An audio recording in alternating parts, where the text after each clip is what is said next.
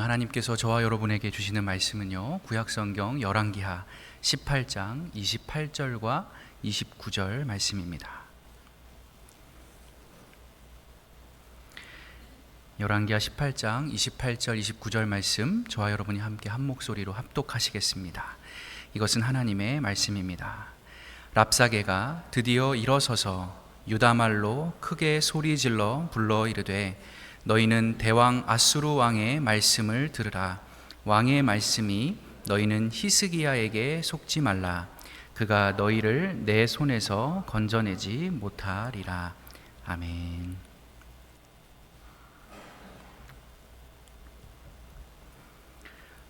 요즘 제 첫째 9살짜리 아들이 이 성경 만화책을 열심히 읽고 있습니다. 그런데 마침 요즘 읽는 부분이 열왕기서 부분인 거예요. 그래서 이렇게 자주 저한테 질문을 했었습니다. 아빠, 궁금한 게 있는데 이 호세아 왕이라는 사람이 성경 목록가에 나오는 그 호세아서의 그 호세아가 맞나요? 또 어떤 왕을 보다가 이 므나헴 왕은 왜 이렇게 나쁜가요? 디글랏 빌레셋은 도대체 누군가요? 아수르는 뭔가요? 계속 물어보는 거예요. 평소 다른 질문이었으면 제가 그러게 나도 잘 모르겠다, 한번 아빠가 찾아볼게, 이렇게 하고 넘겼을 텐데, 마침 제가 요즘 이 열왕기서를 열심히 공부하면서 이 설교를 준비하고 하다 보니까요, 다 아는 내용인 거예요. 여기 들어있는 거예요. 그래서 참 운이 좋죠. 네. 그래가지고 제가 아들한테 너 드디어 목사 아빠가 얼마나 대단한 사람인지를 한번 보여주겠다. 그래가지고 제가 막 아는 거를 그냥 물어보지도 않은 걸 막 얘기를 해줬습니다. 근데 몇 번 그렇게 했더니 질문을 안 하기 시작했어요. 아마 질린 게 아닌가. 이 아빠는 안 되겠다. 근데 며칠 전에 갑자기 혼자 이렇게 책을 읽다가 와, 드디어 이렇게 소리를 지르는 겁니다. 그래서 이음아 무슨 일이야? 왜 그래? 그랬더니 드디어 히스기야가 나왔다라는 거예요. 이제까지는 계속해서 좀 이상한 왕들. 그래서 그림을 봤더니 진짜 이상하게 그려놨어요. 그림도 학독하게 그려놨으니까 보는 사람도 별로 기분이 안 좋잖아요. 그래서 막 이렇게 인상 쓰고 있다가 드디어 좀 뭔가 주인공 같은, 하나님 말씀도 잘 듣고 기도도 열심히 하고 뭔가 정의롭고 착하고 이런 왕이 딱 등장을 하니까 기분이 좋았는지 드디어 나왔다, 이렇게 반응을 했던 거죠. 이 히스기야가 본격적으로 성경에 등장하는 장이 이 열왕기하 18장 말씀부터인데요, 제 아들이 느꼈던 그대로입니다. 아마 남유다 왕으로서, 그리고 더 나아가서는 한 명의 이 개인 신앙인으로서 한 사람이 들어볼 수 있는 모든 칭찬들이 다 적혀 있는 게 아닐까 싶을 정도로 이 히스기야가 참 많은 칭찬을 받고 있거든요. 이 18장 앞부분 말씀부터 보면요, 히스기야를 이렇게 설명하고 있습니다. 그는 남유다 모든 왕들의 최고 롤모델이잖아요. 이 모범 사례인 이 다윗의 길을 그대로 걸었고, 하나님 보시기에 항상 정직하게 행했으며 모든 우상들을 다 부수고 찍어버렸다. 그렇게 하나님만을 의지하는 삶을 살았는데 그게 어느 정도였느냐 하면 여호와께 연합하여, 이 원어로 보면 찹쌀떡처럼 찰싹 달라붙어 있다는 의미입니다. 그렇게 하나님과 아주 친밀한 삶을 살았다. 왜? 그가 모세의 율법, 하나님 말씀에 철저히 순종하는 삶을 살았기 때문에. 그래서 히스기야는 어디로 가든지 그가 무슨 일을 하든지 항상 형통하였더라라는 말씀인 것입니다. 그러면 여러분, 이 스타트를 아주 잘 끊었잖아요. 지금 18장 처음 시작하면서 히스기야가 이렇게 쭉 해가지고 형통하였더라. 그러면 그 다음부터는 좀 어떤 내용이 나와주면 좋겠습니까? 어떤 형통이 일어났는지, 무슨 축복을 받았는지, 얼마나 잘 되었는지, 그가 왕으로서 어떤 업적들을 쭉 남겼는지, 이런 내용이 나와야 읽는 사람도 좋잖아요. 그런데 오늘 성경을 보면요, 전혀 그렇지가 않습니다. 13절 말씀에 이렇게 되어 있습니다. 히스기야 왕 제14년에 아수르의 왕 사네립이 올라와서 유다 모든 견고한 성읍들을 쳐서 점령하였다. 아멘. 형통하였더라라고 딱 끝나고 나서 히스기야 인생에 무슨 일이 벌어졌다는 것입니까? 아수르가 쳐들어왔다는 거예요. 이게 저희도 가끔 그런 상상을 한번 해보잖아요. 가끔씩 이 일만큼은 좀 안 일어났으면 좋겠다. 그렇게만 안 되기만 하면 더 이상 바랄 게 없겠다. 제발 그러지 않았으면. 아마 이 당시 누구라도 자기가 남유다 왕이면요, 가장 피하고 싶은 일 하나, 아수르 왕 마주치는 거예요. 꿈에서라도 아수르 왕 마주치지 않았습니다. 심지어 지금 이 아수르는요, 단순히 남유다에게 겁만 주러 온 것이 아니거든요. 이들은 이미 8년 전쯤에 북이스라엘을 완전히 멸망시킨 경험이 있었기 때문에 이번에는 똑같이 우리가 남유다도 반드시 끝장내겠다 하면서 지금 쳐들어온 거예요. 그래서 이 말씀을 보면 산헤립이 곧바로 예루살렘에 쳐들어온 것이 아니라 직선 코스로 쭉 온 것이 아니라 뭐라고 되어 있습니까? 유다의 모든 견고한 성읍들을 치면서 왔다는 거예요. 그러니까 남유다 주변의 모든 나라들을 하나하나 청소해 가면서 아주 신중하게 예루살렘까지 밀고 올라왔다라는 것입니다. 북이스라엘뿐만 아니라 두로, 모압, 암몬, 에돔, 블레셋, 우리가 알고 있는 이 남유다 주변의 모든 국가들이 다 아수르 손에 떨어져 있는 상태였습니다. 그래서 실제로 이제 학자들이 발굴한 역사 자료 중에 아수르 자기들이 적어놓은 비문이 있을 거 아니에요? 그거를 이렇게 쭉 읽어보면 이런 내용이 적혀 있다고 합니다. 히스기야와 유다 사람들에 대해 말하자면 나 산헤립은 그를 왕의 도성 예루살렘 안에 세 장의 새처럼 가두었다. 토르로 그를 에워쌌고 그가 성문으로 나간다는 것은 생각도 할 수 없게 만들었다. 나 잘했다 이거죠. 이렇게 했다. 고립무원, 이런 최악의 상황에서 과연 히스기야는 어떤 반응을 보였을까요? 어떤 선택을 했을까요? 하나님께 간절히 기도하면서 말씀을 묵상하고 의지하면서 그런 모습을 보였을까요? 아니에요. 우리가 아는 그 히스기야의 멋진 모습이 나오려면요, 조금 더 기다려야 됩니다. 그럼 이때는 어떻게 했느냐? 아까 살펴봤듯이 분명 히스기야의 삶이 큰 칭찬을 받아 마땅한 삶인 것은 맞지만 그것은 그의 인생 전반적으로 그러했다는 이 저자의 종합적인 이 평가가 되는 것이고요. 사실 처음에는 이 히스기야도 처음 시작만큼은 아주 미약했다. 우리처럼 아주 미약했다라는 거예요. 14절부터 보겠습니다. 그래서 유다의 히스기야 왕은 아시리아 왕에게 전령을 보내어 말하였다. 우리가 잘못하였습니다. 철수만 해주시면 요구하시는 것은 무엇이나 드리겠습니다. 그러자 아시리아 왕은 유다의 히스기야 왕에게 은 300달란트와 금 30달란트를 요구하였다. 그리하여 히스기야는 주님의 성전과 왕궁의 보물창고에 있는 은을 있는 대로 다 내주었다. 그때의 유다의 히스기야 왕은 주님의 성전 문과 기둥에 자신이 직접 입힌 금까지 모두 벗겨서 아시리아 왕에게 갖다 주었다.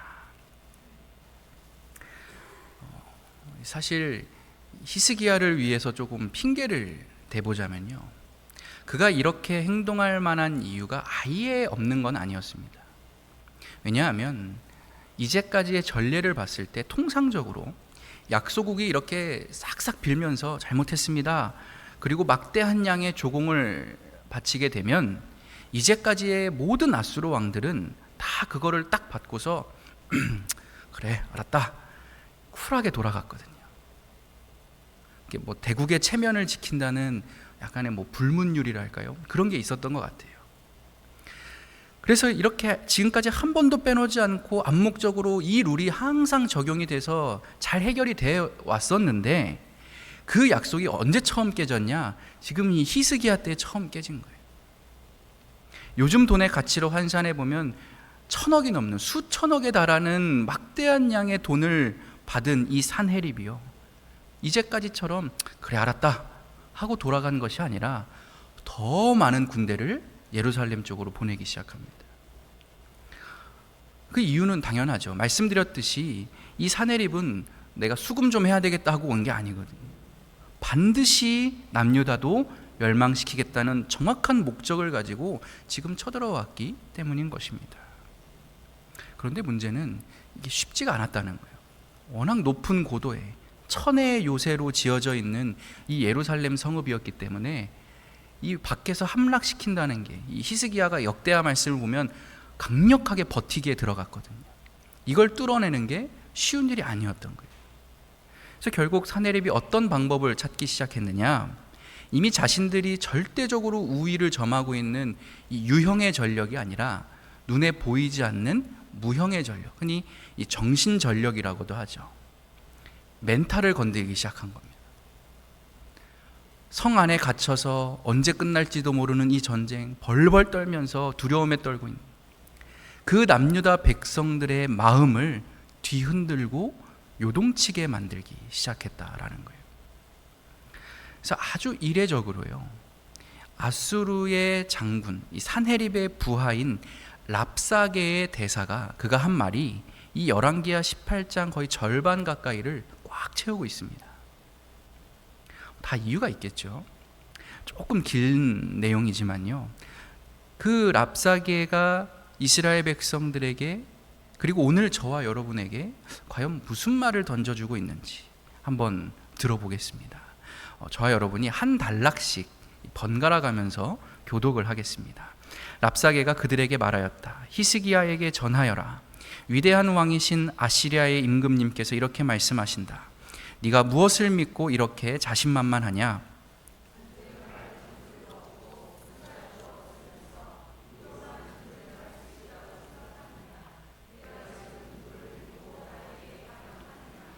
너희는 또 나에게 주 너희의 하나님을 의지한다고 말하겠지만 이제 나의 상전이신 아시리아의 임금님과 겨루어 보아라. 내가 너에게 말 2,000피를 준다고 한들 네가 그 위에 탈 사람을 내놓을 수 있겠느냐?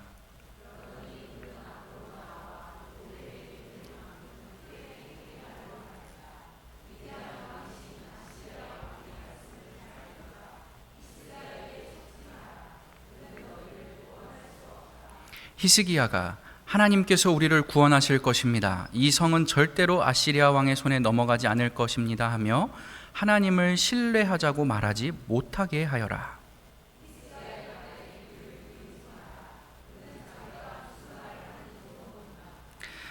아시리아 왕의 말씀을 들어라. 내 통치를 받아들여 행복한 삶을 살아라. 내가 너희 모두에게 각자의 토지와 밭과 우물을 보장하겠다.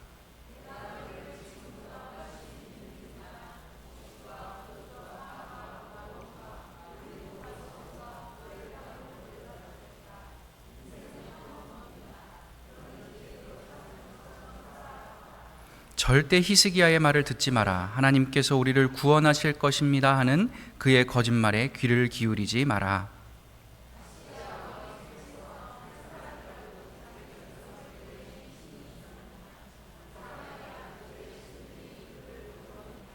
함께 읽겠습니다.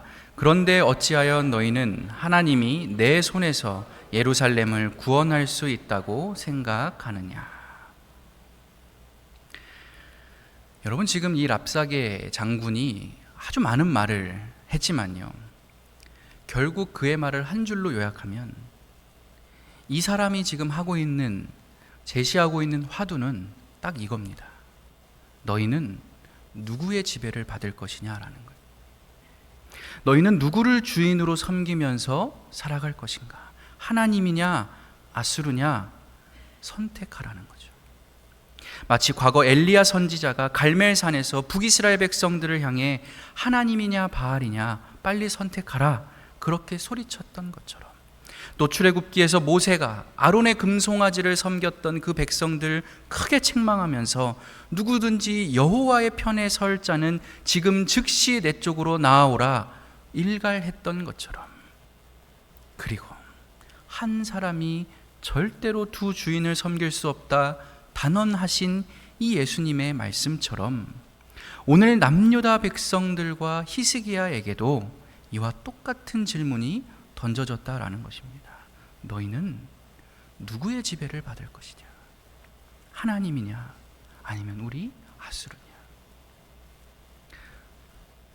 그리고 동시에 이 질문은요, 아무리 세상이 다 변하고 아무리 시대와 시절이 계속 바뀌어 간다 할지라도 하나님을 믿겠노라 다짐하는 모든 성도들에게 똑같이 주어지는 질문. 어쩌면 우리 믿음의 가장 깊은 이 심연에 위치한 처음이자 마지막 가장 핵심 질문이 되기도 하겠다라는 것입니다. 다 알겠는데 그래서 너 결국 하나님이냐 아니냐 그거 말해보라 이거예요. 하나님을 믿는다는 것이 오히려 내가 이 땅에서 남들처럼 잘 되고 성공하는데, 돈 많이 버는 일에, 좋은 성적 받는 것에 오히려 더 방해가 되고 거리낌이 될 때, 부딪힐 때 과연 우리는 나의 그 잡힐 듯 눈앞에 놓인 성공과 부, 나의 그 욕심을 기꺼이 포기할 수 있을 것인가? 돈이면 안 될 것이 없다. 돈이 전부다. 그래서 사람이 태어나서부터 마지막 죽는 순간까지 생에서 로, 병, 사에 이르는 그 모든 과정들을 오로지 돈과 숫자와 수치들로만 판단하는 것에 조금도 주저함이 없는 우리의 이 솔직한 중심에서 그 시꺼먼 것들, 세속들을 다 걷어내고 오직 하늘의 가치들로만 나를 새롭게 다시 잘 채워나가는 그런 또 하나의 거듭남이 과연 오늘 나에게 가능한 일일 것인가? 너희가 마음 편히 우리 앗수르에 지금 항복하고 성문을 열기만 하면 대변 대신 음식을 먹고 소변 대신 물을 먹게 해줄 것이다 라는 말을 듣고도 젖과 꿀이 흐른다는 너네 땅보다 더 많은 젖과 꿀이 흐르는 땅을 내가 보장해 주겠다. 100%다. 100% 수익 보장. 그 말을 듣고도 아니다. 나는 똥오줌을 먹는 한이 있더라도 앗수르에게 무릎 꿇지 않겠다. 너는 칼과 창으로 내 앞에 나왔지만 나는 만군의 여호와 이름으로만 나아간다라고 고백했던 그 다윗의 고백을 오늘 나도 할 수 있을 것인가? 옛날 얘기가 아니라 오늘 나도 그렇게 고백하며 살 수 있겠는가? 이 질문에 대한 답을 만약 우리가 지금 선명하게 가지고 있지 못하다면, 혹은 고민조차 해본 적 없이 그냥 하루하루 습관 따라 왔소 갔소만 하는 그런 인생이 되었다라고 한다면요, 평시에는 괜찮죠. 평화로운 시절에는 괜찮아요. 그러나 내 인생에 전쟁의 광풍이 들이닥쳤을 때, 내가 감당할 수 없는 앗수르 군대가 내 인생에 쳐들어올 때, 랍사게가 내 눈앞에서 가진 말로 나를 유혹하고 위협하고 설득하고 있을 때, 그래서 이제는 성문을 열지 않으면 안 되겠다, 더 이상 버틸 수가 없다라고 말하게 되는 그 마지막 때에 과연 그리스도인이라는 나는 뭘 가지고 승리할 것이며, 뭘 가지고 버텨낼 것이며, 뭘 가지고 인내하면서 끝내는 이겨낼 수 있겠는가? 라는 것입니다. 사랑하는 교우 여러분, 오늘 지금 이 순간에 예전에 내가 잘 믿었었어 이거 말고요, 앞으로 잘하면 되겠지 이거 말고요, 지금 이 순간에 과연 무엇이 여러분의 삶을 지배하고 압도하고 있습니까?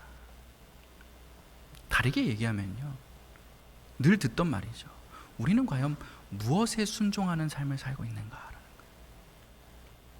돈, 명예, 성공, 소유, 이익, 쾌락, 안락, 편리와 편안, 안정감. 만약 우리가 이러한 땅의 가치들에 복무하고 순종하고 지배당하고 압도당하는 삶이라고 한다면요, 우리는 아무리 많은 제사를 열심히 드린다 한들, 아무리 많은 제물로 피를 쏟고 향을 피워낸다 한들, 하나님 보시기에 우리는 그냥 소돔과 고모라의 관원이고 백성일 뿐, 아무짝에도 쓸데없어 밖에 버려지는 쭉정이밖에 더 될 수밖에 없다. 그래서 사도 바울이 뭐라고 말했던 것입니까? 너희는 이 세대를 본받지 말고 오직 마음을 새롭게 함으로 변화를 받아 하나님의 선하시고 기뻐하시고 온전하신 뜻이 무엇인지 분별 좀 해라 라고. 아주 잠깐이지만 하나님께 지배받기를 거부하고 눈에 보이지 않는 하나님보다 눈에 보이는 아수르 왕과 그 군대를 훨씬 더 두려워하면서 성전 문까지 벅벅 긁어서 그 금을 다 갖다 바쳤다. 이 히스기야가요, 너희는 누구의 지배를 받을 것이냐, 하나님이냐 우리 아수르냐 선택하라는 그 랍사게의 호통에 오히려 정신을 차리게 됩니다. 그래서 다음 19장을 넘겨보면 이제 우리가 알게 되겠지만요, 그렇게 정신이 퍼뜩 든 히스기야가, 그래, 내가 더 이상 그 이전의 악한 왕들, 내 선조들 그 세대를 본받지 않고 오직 나의 마음을 새롭게 함으로 변화를 꾀하여야 하겠다 하면서 즉시 자리에서 일어나 실천한 일이 두 가지가 있습니다. 첫 번째, 가장 먼저 한 일은 이사야 선지자에게 특사를 보냅니다. 왜 이사야 선지자를 찾아가겠어요? 하나님, 말씀하여 주십시오. 하나님, 내가 말씀을 듣겠습니다. 주님, 말씀하여 주십시오. 제가 순종하겠습니다. 저는 이제부터 하나님의 지배를 받고 싶습니다. 히스기야가 이 고백을 하는 거예요. 두 번째로 한 일이 있습니다. 성전에 올라가 나의 문제를 펴놓고 하나님께 기도를 드렸습니다. 말씀이 내려오고 기도가 올라가고, 말씀이 나에게 내려오고 또 나의 기도가 하늘로 올라가고, 이 아름다운 믿음의 선순환, 이 좋은 바람이 히스기야의 영혼에 다시금 불어나기 시작하는 거예요. 그게 19장 말씀의 내용이거든요. 사랑하는 교우 여러분, 오늘 저와 여러분에게는 랍사게가 하는 이 말이 정말 끊임없이 어떻게 그렇게 지치지도 않는지 계속해서 들려오고 있습니다. 마치 갈등하고 있던 하와에게 뱀이 슥 다가가서 너 정말 참으로 하나님이 그렇게 말씀하시더냐? 그래, 알겠다. 그래서 너는 결국 하나님의 지배를 받겠다는 것이냐, 아니면 너가 하나님처럼 되어 너 인생을 스스로 지배하는 자가 되겠다는 것이냐, 선택하라 라고 유혹하고 미혹하고 넘어뜨렸던 것처럼 말이죠. 우리를 그렇게 계속해서 미혹한다. 여러분, 그럴 때마다 이렇게 고백하시기 바랍니다. 나는 주 없이 살 수 없습니다. 나는 주 없이 살 수 없습니다.